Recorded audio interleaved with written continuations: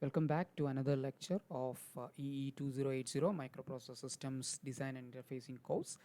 In this lecture, I would like to quickly go through the uh, Logisim simulation of our 8-bit microcomputer. So this is two ways I am going to help you out here. One is actually without the control unit. So this particular circuit that you see in the screen is without the design of any control unit. Oh, so it's a very raw 8-bit microcomputer where as a human we will be controlling the circuit, okay, controlling the flow. In the second part, we will have the automated one where we do have a control unit based on the design I presented to you already. So we will see how that works as well. So let's start. Okay, so in this case, just to introduce architecture, I just followed exactly as we discussed. The blocks on the left hand side, you do have a program counter here, and then of course the control signal EP and CP, which are shown here. And I'm using displays to know what is happening on the bus. Okay, so we have the 8-bit bus here. Okay, and then we do have the memory address register with its corresponding LM bar, which is the control signal, which will connect the bus to the memory address register. And of course, the bus is 8-bit, so we will not be using all the 8 bits, but rather the least significant 4 bits, 0 to 3, or 0 to 0 to 3 is being used in this case.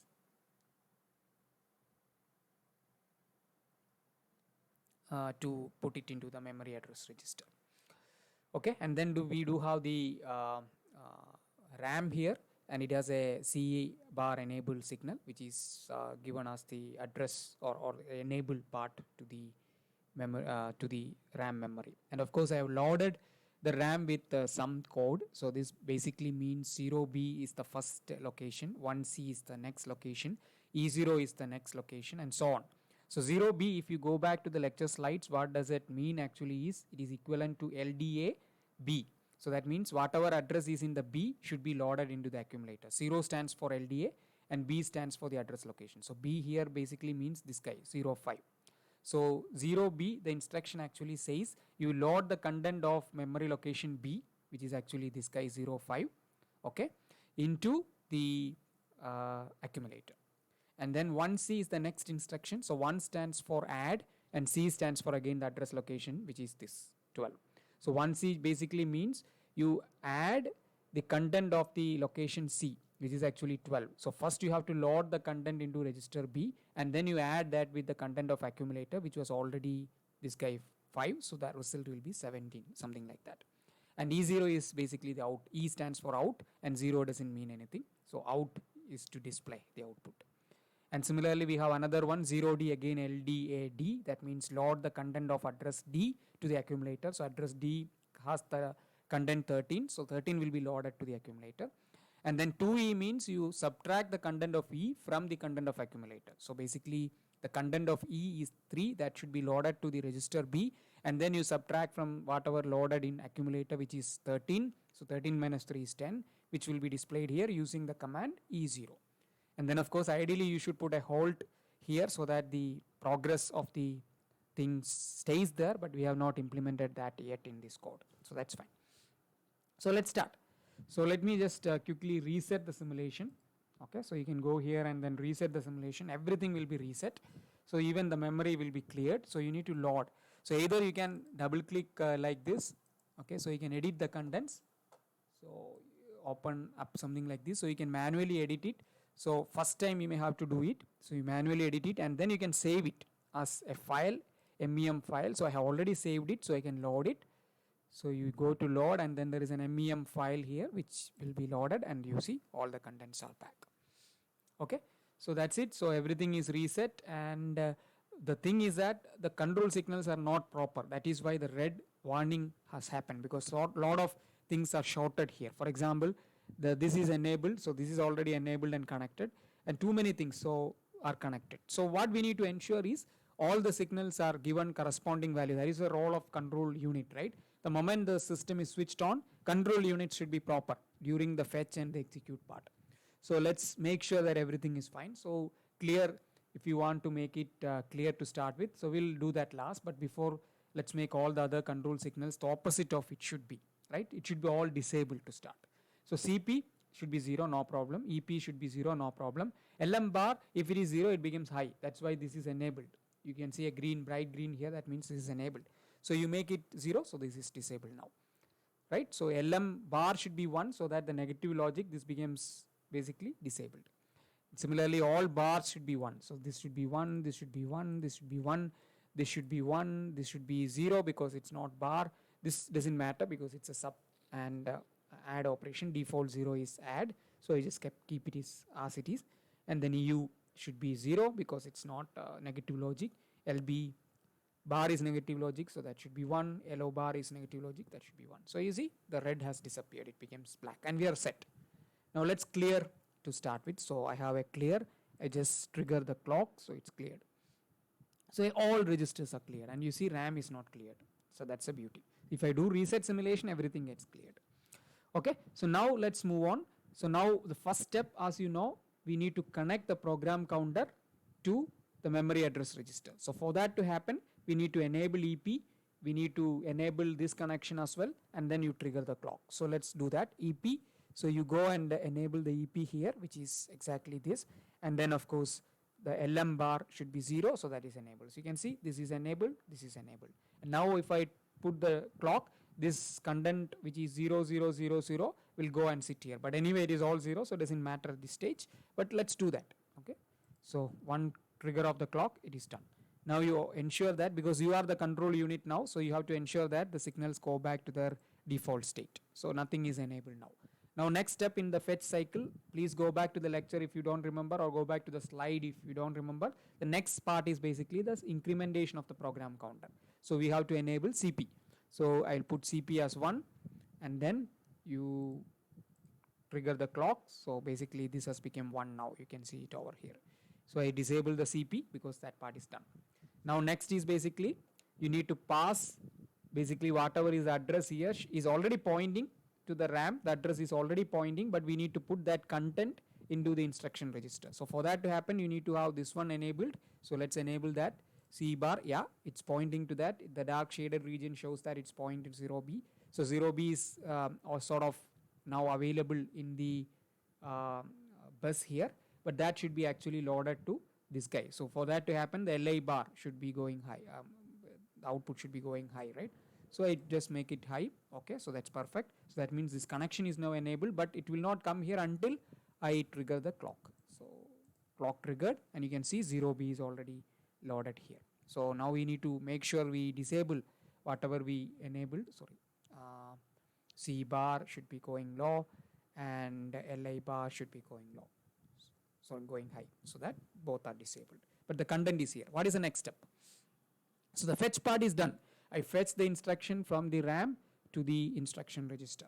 So the next step is basically to execute that instruction. And remember, in the automated case, the control unit will take care of the most significant bit. That is what it is going here. So this is actually ideally going to the control unit, and the least significant bit is the address. So that address has to go back to the memory address register. So our role now as a control unit is to put this B. That's what the most significant is discarded because we are the control unit. Otherwise this should have gone to the control unit. But the least significant is basically the address of the data. So that should be going to the memory address register. So for that to happen, what is the thing to do? You have to enable this guy and to enable this guy so that this connection is established. So basically let's do that. So EI bar should be going low, so this is enabled, and LM bar should be going low, so this is enabled. So this connection is now established, but as I said, we need a clock to get this value B into this guy. So let's do that. So very good, the clock has done and it has come back. So let's actually, very important now, to disable all the signal. Control unit will do that automatically, but we are the control unit now, so remember to put it back. So this is disabled, and this also LI bar, you have to disable it. Okay, so that's also disabled. Sorry, not LI bar, it's EI bar, correct? So this is also disabled. So everything is disabled, and this guy has this, correct?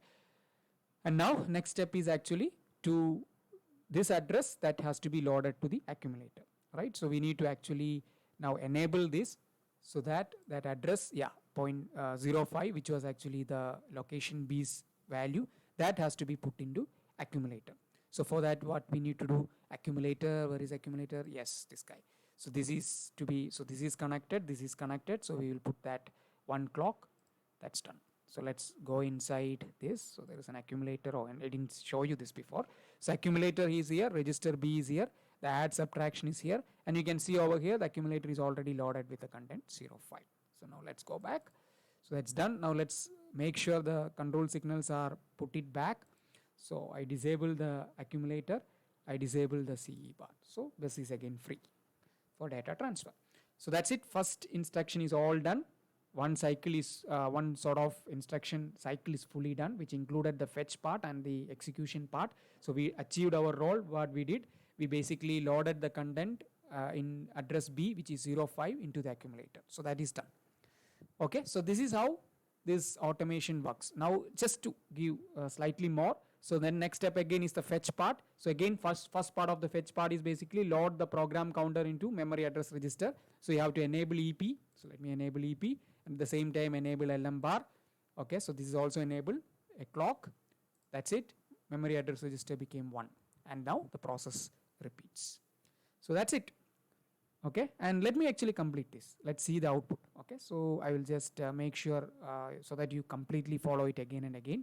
So this is done. Now what is next? So EP has to be disabled, LM bar has to be disabled, and now we need to increment the program counter. So CP has to be 1 clock, CP is incremented. You can see it here. This is the binary, so this is 2. 0, 1, 2, right? So that is 2. Binary 2, remember that. Okay, so this is done. Now what is the next step? This guy, whatever is the location address at 1, this is 1C, should be loaded into the instruction register. So for that to happen, you need to have CE, which is pointing to 1C, which is highlighted here, and at the same time LI bar should be going low, so that on the next clock cycle I have the 1C coming here. Ignore this because we are shorted, that's why this is showing some warning, but we don't mind. Okay, now put it back, LI bar to be 1, C bar to be 1, so that is disconnected. And now what is again? We completed the fetch part. We fetched the instruction 1C into the instruction register. Now we need to do the execution part, and typically it is done by the control unit again, but here we are the control unit, so we have to. So C is the least significant bit that will have to be put into memory address register again. So for that to happen, EI should be enabled, that's enabled, and LM bar should be enabled, so that's enabled, and 1 clock I have the C coming here. So put it back. So EI bar I need to put it back to 1, LM bar I need to put it back to 1, but C is already there. Now again we need to make sure that the C is pointing, so when I put C bar here, it is pointing to 12, that has to be put in register B. So you have to actually enable register B. Okay, so that's done. Register B is done. So now I trigger the clock. That's done. Let's see inside this whether register B is yes, it is having 12. Okay, so that's done. Now we remember to set the signal back. So LB should be high, so that is disabled, and C bar should be high, so that is disabled. So again another execution done. So 0B done, 1C done. 2 instructions are executed already. And remember how many cycles we took? We had to click the clock 6 times. So click clock cycles. Out of that, first 3 will be the fetch, next 3 will be the execute. I hope you are following me. Okay, so now the last instruction, which is E0, which will display the output here. Display output of what? 12 plus 13. That's the meaning of these 2 instructions, right? So LDA B, add C, and out. That's it. That's what we are doing. So as usual, so the first step is program counter has to come to memory address register. So for that to happen, EP should be high, LM bar should be high. So these 2 are connected, and 1 clock cycle, you have the signal 2 here, and that is pointing to the address. And now let me go back and disable these 2. So that is disabled. Next is program counter has to be incremented. So let's ensure that. So this becomes 3, and then we need to point the 2 which is pointing to E0 has to be put in instruction register. So for that to happen, C bar, yes, that's highlighted. LI bar should come, yes. So this is connected now, and 1 clock cycle, you have that value here. So that's it. So let me just go back and disable the LI bar, C bar, so that it's all disabled. Now what we need to do? We need to actually execute this. There's no data to be transferred now. So to execute E, we already know the output, which is actually, let me see. Oh, by the way, I didn't do the addition. Oh, yeah, it is already available. Yes, the addition is already available here. So I shall put it, the output. So, but I didn't store, right? I think I missed it during the add cycle. I missed to put that in the accumulator. So let's do that now. Okay, ideally it should have been done earlier, but let's do that. Accumulator is still having 5, but we need to put this guy in. So what is to be done? What we have to do is, so accumulator basically has to be enabled here. So let's put that, sorry, load accumulator has to be made high. Okay, so I'm going to do that. And you have to enable the adder output to the bus. So EU has to be connected to the bus. So EU is connected. So bus is having, yeah, you have the result here. This has to be put it into accumulator. So I hope accumulator is updated now. Please remember this has to be done as part of the add cycle, but we missed it. So you can see accumulator is having 17. Okay, now come back. So disable the EU, which is this, and disable the LA bar. That's also disabled. Now we need to display the output from the accumulator. So enable the accumulator now so that comes accumulator output gets connected to the bus. Okay, and then at the same time output register.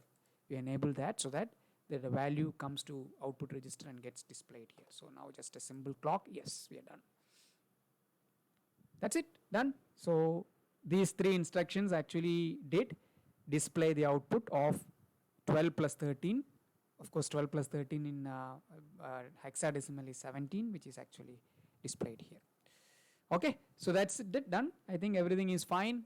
Please experiment something like this to start with. I'm not going to share this code because it's your role to actually come up with the code. Okay, so this is the first part where everything is sort of done manually. So we took the effort to actually switch everything manually, which is not expected because we need to have a control unit to play with, right? So the control unit should automatically does all the things that we did so far. So I'm going to close this and introduce to you. Okay, so let's not save it and introduce you to the actual circuit which is expected from you as part of the experiment 1. The same circuit, the only difference is I have a very beautiful control unit which is coming up here. So let me just show you what is it. So the control unit, again the same concept that we discussed in the class. Let me quickly open the slide so that you have one-to-one. Okay. Okay, so this is the control unit we are trying to implement. So basically the instruction register, this is entire control unit if you want to see that way. So we do have one ROM, second ROM. So let's see that. So first ROM is exactly this one. So I already put the values in for you. And then the second ROM, which is this guy, is actually shown it over here. And this circuit is made as it is, which you can see over here. It's as made as it is. And then we do have a ring counter, which is actually sitting nicely here. So if I see ring counter here, you can see it. So it just circulates a 1 throughout. It is not set properly. I will show you how to set it properly. So this is a ring counter, which is this part. So it just puts 1 along each of these lines. So basically one of them will be selected in a sequential fashion. So this is the first cycle, second cycle, third cycle. So these 3 forms the fetch part, and then 4th, 5th and 6th cycle, which is determined by the instruction based on this ROM, will be controlled by these 3. So that's the flow. And now let's go back and see. So let me go back to the main part. So important. So again, you reset the simulation. Everything is cleared. I need to load the content, the same content which we used in the previous experiment. So 0B, 1C, E0, 0D, 2E, E0, and so on. Okay. And so basically you can play with it. You can put whatever content you want, right? I just put the same content, that's all. And now one important thing is like I need to actually clear everything. So let me clear that part. Okay, so all registers are cleared, and let me see inside the ring counter whether it is set correctly. It is not, because all of them are 0 by clearing. So what I need to do is put a 1 inside here. So for that I'm using the set. So I go back here, the set is actually here. So I'll just put it one time, and now if you go back and see, it's not synchronous, it is asynchronous. So no clock is required, and you can already see this guy is 1. And if I go back to the control unit, this guy is selected. You can see it like this. So this basically is coming from here. So this guy is 0 is selected, and then of course that 0 corresponds to 5E3, which stands for basically the control signal, the first control signal. Go back and see what is it. It is nothing but EP and LM bar going high. So now let me go back. Okay, so I'm set, everything is set. So one thing I can do is manually trigger the clock one by one, so that you can see that cycle which is we did using selecting the control signal, but here ticking the clock signal will do it for you. So I'll just tick it. Okay, so first time this is already, so you can see it, this is already done, 5E3 is already issued. So this is already done, EP is high, this is high, so the program counter value is already coming to memory address register. So the next tick, you can see CP is incremented, so still not done because the clock has to complete, so CP is incremented. Okay, now if I do next, what is going to happen is the memory address registers, this guy whatever is pointing to, which is 0, which is 0B, should be connected to instruction register. So let's see that. So you can see this is now connected, and I do it one more time, you can see 0B is coming here. So fetch cycle is done. Okay. So now one more time if I do, so what is going to the control signal now will get activated because it is 0, so all zeros here. So based on that, the next subsequent 3 cycles will be automatically, the signal will be issued. I just need to play on with the clock. So next thing we have to do is this guy, the 0, the B part should come to memory address register. Let's see whether it's happening. Yeah, it's happened. B is connected, and you already know this is pointed and this is also pointed. So, and now what you see is the 0.5 which will go to accumulator. Let me just see. Yeah, 0.5 is already there in the accumulator.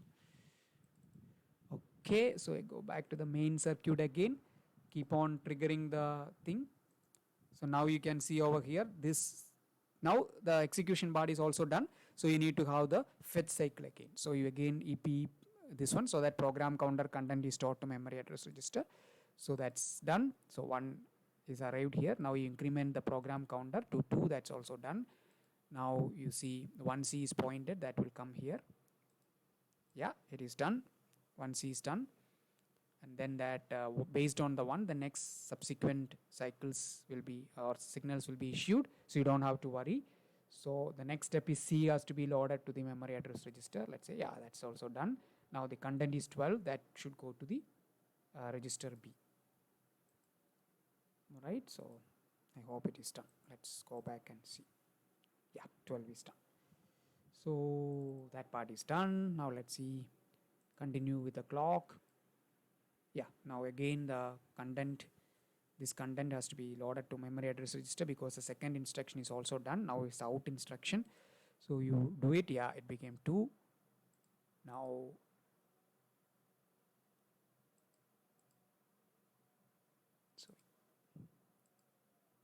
E0 will go to instruction register, that is out. Yes, the output is come. So basically you executed this, this and this.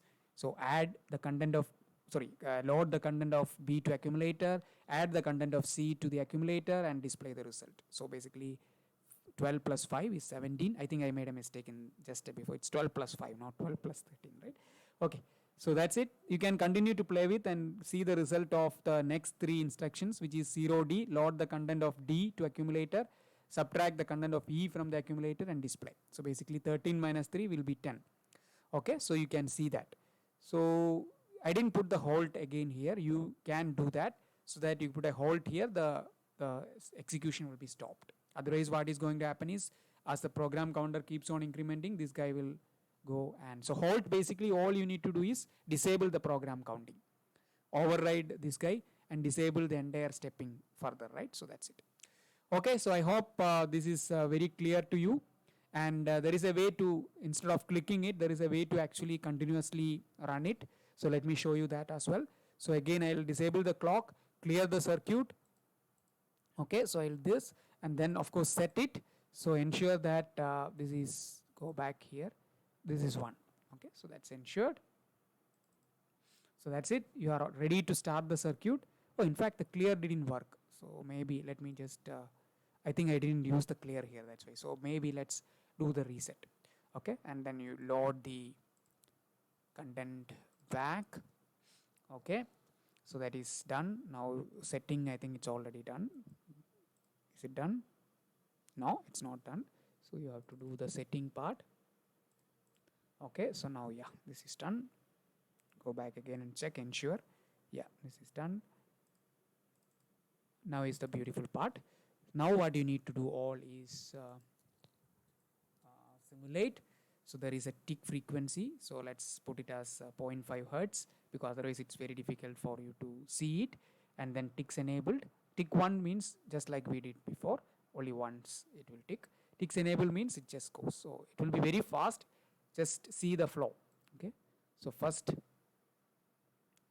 incrementing this, then this guy is put to here. Yes, and the B will come here. Done. And then this guy 0.5 will go to the accumulator. Okay, we will wait for the next CP because that is already done. Yeah, now this is loaded. CP is incremented. This is 1C going to here. Yes, done. So C will go here. Yes, and this 12 will go into the register B. Done, very good.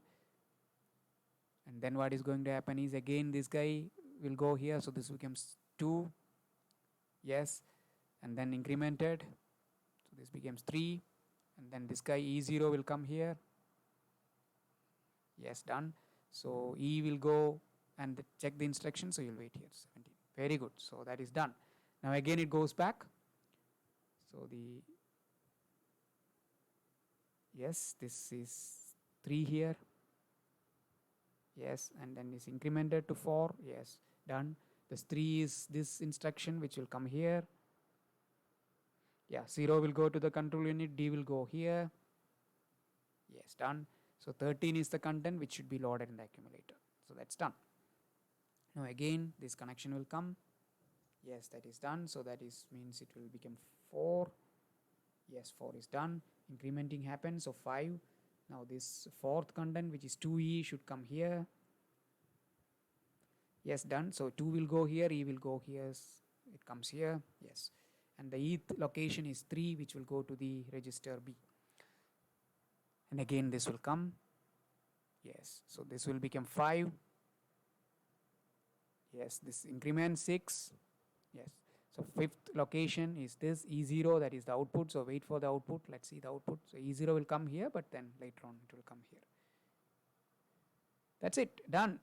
So we are done, and this is what is expected of you in the lab as well. And I would encourage you to even change this display with a 7-segment display which is available here. So if you see the basically the output option, input output option, you have a beautiful keyboard, you have a beautiful 7-segment display, so many options. So why don't you try those out instead of this sort of boring display? Okay, so do all that, experiment with it, you change the control unit to your circuit, you add functionality if you want, all those will carry extra credits, and we are looking forward to all those experiments from you. Okay, so this sort of completes the lectures on the 8-bit microcomputer, and now we are looking forward to the practice part. So I expect each one of you to submit your own 8-bit microcomputer to us. Okay, so we will move on to the major part of this course. We are slowly going to introduce the ARM processors and the microprocessor architecture and all those things in the subsequent lectures. So looking forward to that. Thank you for joining.